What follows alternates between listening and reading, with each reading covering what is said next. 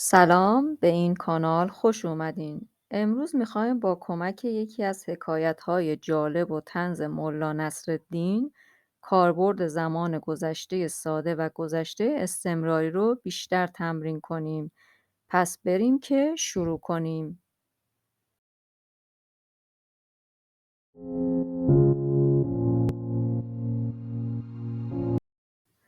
The story of Mullah Nasruddin and the donkey ride.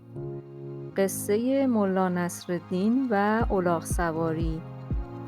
One day, Mullah Nasruddin and his wife went to the city to shop. روزی ملا نصرالدین و همسرش برای خرید به شهر رفتند.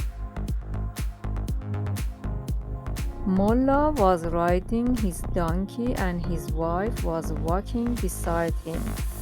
ملا سوار بر الاغ بود و همسرش کنارش پیاده راه میرفت. همونطور که میبینید توی این جمله از دو فعل گذشته استمراری was riding and was walking استفاده شده. When they reached the first village, the people looked at them and said, "Look, he's riding the donkey while his wife is walking."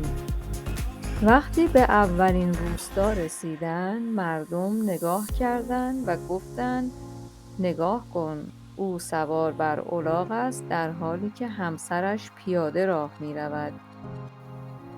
تو جمله آخر ما is riding و is walking یا حال استمراری داریم و ممکنه سوال کنید که چرا تبدیل به حال استمراری شده؟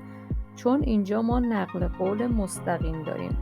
درس نقل قول مستقیم رو توی جلسات بعدی با هم کار میکنیم. Mullah felt embarrassed. He got off the donkey and helped his wife get on. Then they started walking again. After some time, they were passing the second village.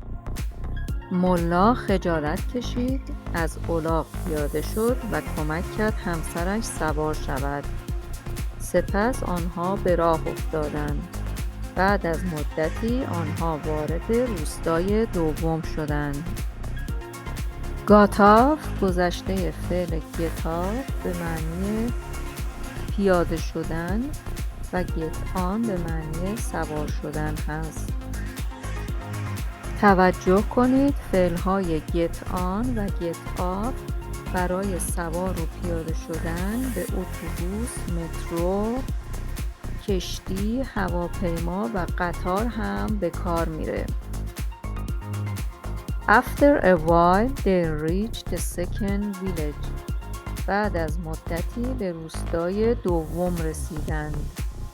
People were watching them and said, "The old man is walking while his wife is riding the donkey. She should be ashamed."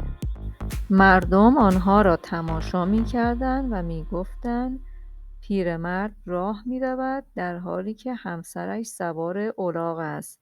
او باید خجالت بکشد. The mullah heard this and thought for a moment. ملا این را شنید و لحظه‌ای فکر کرد. He decided to ride the donkey with his wife so everyone would be satisfied. او تصمیم گرفت با همسرش سوار الاغ شوند تا همه راضی شوند. They set off again and soon reached the third village. آنها دوباره راه افتادند و خیلی زود به روستای سوم رسیدند. The people saw them and said, "Poor donkey. Two people are riding a thin donkey. How shameless." مردم آنها را دیدند و گفتند بیچاره الاغ، دو نفر سوار یک الاغ لاغر شدند. چقدر بیشرمانه.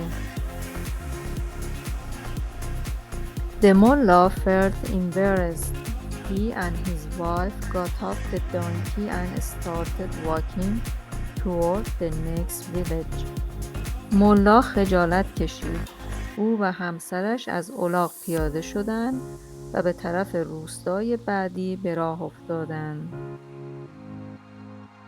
When they reached the fourth village, everyone started laughing.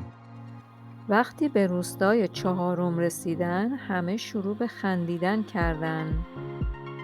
People were pointing at them and said, "Look at those two fools. They have a donkey, but they are both walking." مردم آنها را نشان می‌دادند و می‌گفتند به آن دو احمق نگاه کنید. آنها یک الاغ دارند ولی پیاده می‌روند. پوینت به معنی نشان دادن و فول به معنی احمق است. The mullah shook his head and said, "No matter what we do, people will always complain." ملا سرش رو تکون داد و گفت هر کاری هم بکنیم مردم باز هم شکایت خواهند کرد. کامپلین به معنی اعتراض و شکایت است. The morals of this story. پندهای اخلاقی این داستان. 1. You cannot please everyone. 1. شما نمیتونید همه رو راضی نگه دارید. 2. If you follow what people say, you will lose your peace. اگر حرف مردم رو دنبال کنید، آرامشتون رو از دست خواهید داد. 3. People judge without knowing the truth. مردم بدون اینکه حقیقت رو بدونن قضاوت میکنن. 4. The best choice is to follow the right path for yourself. بهترین انتخاب این است که خودتان راه درست را انتخاب کنید. دوستان عزیز، به پایان حکایت جالب ملا نصرالدین و الاغش رسیدیم.